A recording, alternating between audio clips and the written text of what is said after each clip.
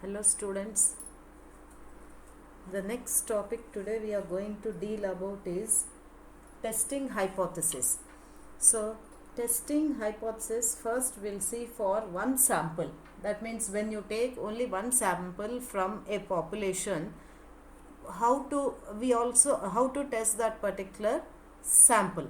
So we also have the next topic for this again for two sample test. So first we'll see what is this hypothesis testing. So first thing is, what do you mean by this hypothesis? Hypothesis is an assumption that we make about a population parameter.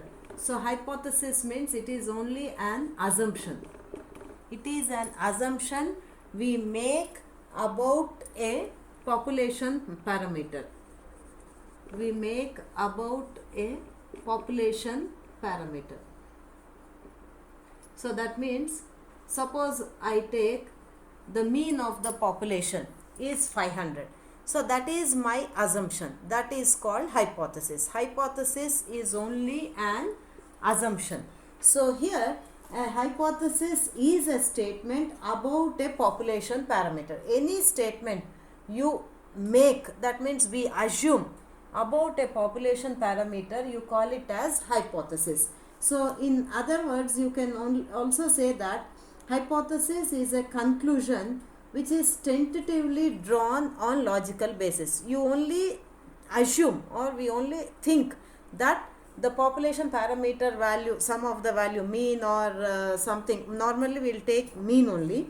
So whatever mean you are assuming for the population parameter, that is called an hypothesis. So next thing is, you have to test that particular hypothesis. That is, whatever we assume is not correct. So to test that particular assumption, or we test that particular hypothesis, which is called hypothesis testing. So whatever assumption, for example, we assume that the marks in our final exam will be some particular value, that is I'll get 75 out of 80 for example. So that is my assumption. So for that particular assumption, you have to test. That means you take some sample papers, you write the exam and check whether your assumption is right or wrong. So that is called hypothesis testing. So here in our present statistical situation, here we test the population parameter, that is whatever hypothesis or whatever assumption we have made about the population parameter. Population parameter means population measure. Whatever you have assumed for the population, you need to check that. So you need to test that. That particular thing is called testing hypothesis. Hypothesis here is nothing but an assumption. So we make assumption, and the next thing is you have to test whether that assumption is right or wrong. That is hypothesis testing. Carefully listen to this. So a hypothesis is a statement about a population parameter, or it is an assumption we make about a population parameter. So after making any assumption about the population parameter, we test this particular assumption. So for testing hypothesis, or for testing the assumption which we made, we take a sample, calculate its statistic. That is what statistic means, its measure. So for to test that population measure, you take a sample, we take a sample and test that particular statistics. That is statistic means, here I told you sample statistic means it is any measure about a statistic. So you test that particular statistic and use the result whatever you get for this sample to that is to decide whether our assumption is right or wrong. So whether you call that as hypothesis, assumption means hypothesized population parameter. So your assumed, hypothesized means assumed population parameter. So to test the assumption or to test the hypothesis, whatever assumption you have made about the population parameter, we take a sample, test that particular sample statistic and decide whether your assumption is right or wrong. So that is hypothesis testing here. So for this hypothesis testing, you require two particular things, the two types of hypothesis we make about a population parameter. First and foremost thing you require here are two types of hypothesis. Listen carefully, students. So first one is the null hypothesis. Null hypothesis, you represent this by H naught. Null hypothesis is represented by H naught. So the null hypothesis is denoted by H naught. So what is this null hypothesis? So the null hypothesis is the assumption that we wish to test. So null hypothesis is an assumption we wish to test. So whatever we wish to test, whatever you have assumed, suppose I have assumed the population mean is, for example, 500. So whatever assumption you have made, you have to check this whether this is right or wrong and decide whether your assumption is right or wrong. So at the beginning of the problem, we assume one particular population parameter. For example, here I have assumed the mean of the population is 500. So I have to check this. So whatever you have assumed at the beginning, you call it as null hypothesis. So the null hypothesis is an assumption we wish to test. So this is called null hypothesis and it is represented by H naught.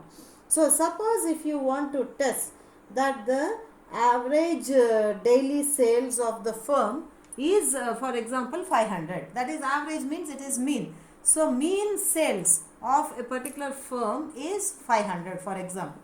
So you write this as, that means I want to test the average daily sales of a firm or suppose of a shop is 500. So suppose this is my statement. So this is, you have assumed this. So whatever I assume need not be right. So you calculate, that is you go through some steps, you go through some process and we have to decide at the end whether our assumption, that is we have assumed that the average daily sales is 500. Then that is you have to decide whether this statement is right or wrong. So how to write this in the mathematical form? That is, here it is written like this. It is H naught mu is equal to 500. That means null hypothesis is that the mean is equal to 500. Null hypothesis means your assumption. So this is the thing what I have to check. So I have assumed this, but I can't say this is always true. So you go through some process and you have to decide whether your assumption is right or wrong. So this is the null hypothesis, is that the mean, mu is the mean of the population. So the null hypothesis is that the mean is equal to 500. So this way you write this particular statement. This is the mathematical representation. So here this 500 is the average sales. This is the hypothesized population parameter. So actually this you can write it as mu H naught. That means hypothesized mean, or H naught means null hypothesis. Null hypothesis of mean is equal to 500, or you can say hypothesized mean. Hypothesized means assumed. Whatever assumption you are making is the null hypothesis. So actually you call it as this as hypothesized mean is 500. That means your assumed mean is 500. So whenever a problem is given, this is the first step which you have to write. First read the problem and you have to identify what is the assumption which you want to make. Then the next step is you proceed for the next steps to decide whether your assumption is right or wrong. So this is the first step when a problem is given. First identify the null hypothesis, that is what is your assumption. Then write that as H naught mu equal to whatever value they give you. So this is the hypothesized mean is equal to 500, or you can say mu h naught equal to 500. So suppose suppose this, my assumption is this 500, that is hypothesized mean is 500. Suppose this is wrong for after you go through the process by some chance, or it may be true or false, it may be right or wrong. So immediately I need to have an other thing which I have to accept. Suppose this is wrong. After the process I have got this value as wrong. That means whatever you have assumed is wrong. So immediately I need to have one more alternative to accept. Suppose this is wrong. What is the next step? I need to decide something else. So that second chance, or the second thing what you have to accept, that means what we take is the alternative hypothesis. So alternative hypothesis is, it is the negation of null hypothesis. So suppose this is wrong, suppose where the null hypothesis is wrong, immediately I need to have an alternative, that is called alternative hypothesis. So the conclusion we accept when the sample data fails to decide that the null hypothesis is correct is alternative hypothesis. So immediately in a problem, when after the null hypothesis, the second thing you need to have is alternate hypothesis, or you can also call alternative hypothesis. So alternate hypothesis is represented by H1. So whenever my null hypothesis is wrong, you need to accept the alternate hypothesis. So first thing, when a problem is given, write the null hypothesis first. Second step, you have to write the alternate hypothesis. So whenever null hypothesis is right, you accept the null hypothesis and reject the alternate hypothesis. Suppose null hypothesis is wrong, you reject the null hypothesis and we accept the alternate hypothesis. So compulsorily for any problem, first you need to write null hypothesis followed by alternate hypothesis. So coming to this alternate hypothesis, here you have three particular possibilities for the alternate hypothesis. So that means I have assumed that in the null hypothesis H naught, for example, mu is some value. So suppose this is wrong. So suppose it is not equal to 500. So in my alternate hypothesis, it has three possible alternatives. So these three possible alternatives, that means for one problem only one of the alternate hypothesis will exist. So it can be either first one or second one or third one. So what is this first one? H1 is the alternate hypothesis. Alternate hypothesis, you read this as is that. Alternate hypothesis is that the mean is not equal to 500. For example, I have assumed earlier 500. Or you can write this as mu h naught. That means whatever value you took here, you write the value here. So generally we are representing as hypothesized mean.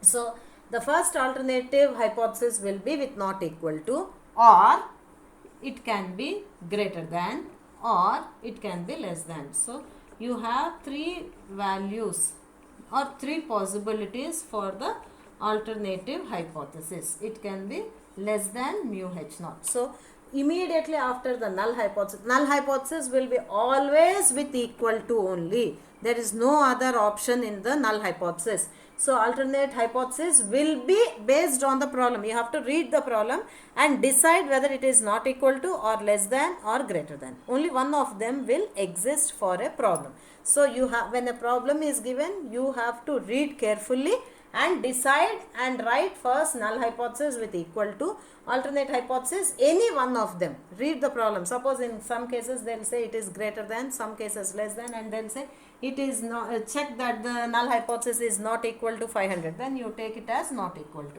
So these are the three possible alternatives of alternate hypothesis. So how to read this? The first one is with not equal to. So we read this as, the alternative hypothesis is that the population mean is not equal to hypothesized mean. And here the alternate hypothesis is that the population mean is greater than hypothesized mean. And same way here the null hypothesis, the alternate hypothesis is that the population mean is less than hypothesized mean. Here this you call it as hypothesized mean. So for example, if this you write it as, for example, 1500. So here my alternate hypothesis will be immediately H1 mu not equal to 1500, or it can be H1 mu greater than 1500, or it will be H1 mu is less than 1500. Any one of them, not all the three. For one problem only one alternate hypothesis and one null hypothesis. So these are the first two steps in the hypothesis testing. So the next step immediately after you have this null hypothesis and alternate hypothesis is the third step. You need to decide what is the rejection region and where does it fall. So for that we will see the next topic, for that is significance level. So significance level, these are the theory parts. After this we will go for the problem one by one.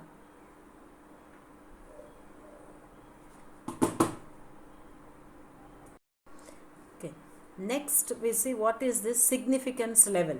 So significance level is actually it is the opposite of the confidence level. So already we have seen what is a confidence level earlier.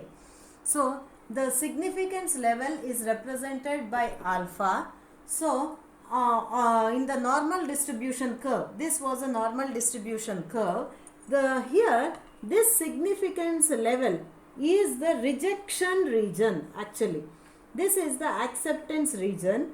So significance level means it represents the rejection region. So higher the significance level, the higher the probability of rejecting the null hypothesis when it is true. So you remember that this is the acceptance region, this will be the rejection region, or if you call it as acceptance, this is the if you call it as acceptance, this is the acceptance level. So already in the normal distribution when we were seeing, we have seen that 95% confidence level. So we have divided this by 2. So whatever is left, that is 5%, will be the significance level. So if you call it as this as acceptance region, then we call this as critical region. Critical region. Suppose we call anything is the same. Suppose you call this region as confidence level, then this will be the significance level. If this is confidence level, this will be called as significance level. So when a problem is given, first you have to write the null hypothesis followed by alternate hypothesis. The next thing is see the problem and write the significance level. That is represented by alpha. You write in terms of alpha. So the alternate hypothesis, based upon this significance level, you have to decide whether the problem is one tail test or two tail test. So that one tail, two tails I will tell you tomorrow, because you will get confused. So only remember about these three things. First is null hypothesis, then immediately write the alternate hypothesis. It can be one of the possible ways, that is either less than or equal to, greater than or equal to, or not equal to. Then identify alpha, that is alpha will be clearly mentioned in the problem, alpha or significance level. Based on that alpha, you have to draw the figure. So after that, next we decide whether it is one tail or two tail. I will continue with that also, that part also. So suppose we have the alternate hypothesis H1 mu not equal to mu H naught, or you can have H1 mu less than mu H naught, or H1 mu greater than mu H naught. So you remember this, that is once null hypothesis is written, you have to write the alternate hypothesis immediately in the second step. So if it is not equal to, you remember it is a two-tail test. So you have to write this in the problem. If your alternate hypothesis is not equal to, it will be a two-tail.